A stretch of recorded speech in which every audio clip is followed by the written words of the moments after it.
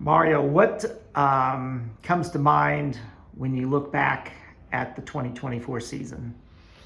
Growth, a lot of individual growth for our players, and then throughout the season, learning what it takes to be successful in this league.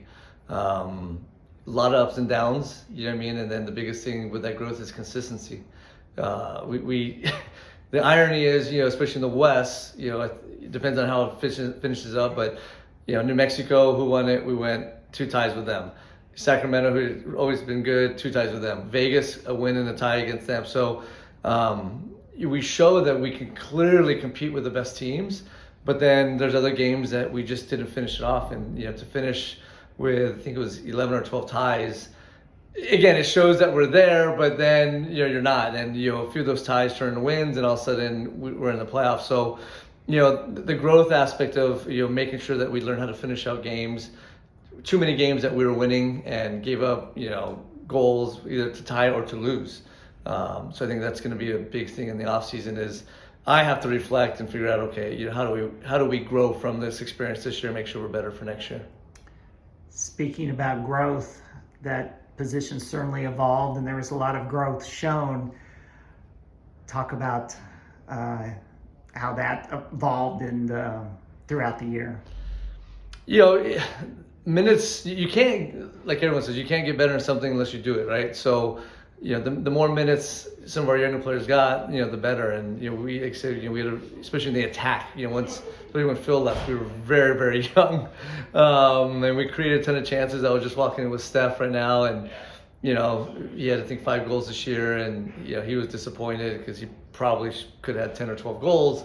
Same time, he's young, first year in this league, and I told him, look, you're getting in the right spots. That's the most important thing. And so with minutes comes experience, and with experience, hopefully, comes success. Talk about Johan in goal. Wow. I mean, you've heard me say it, and I won't ever stop. The most important thing about Johan is him as a person, his character. Every single day he shows up ready to get better. I'm ecstatic to say, he signed a new contract with us, so he'll be around, and which is absolutely amazing for the club.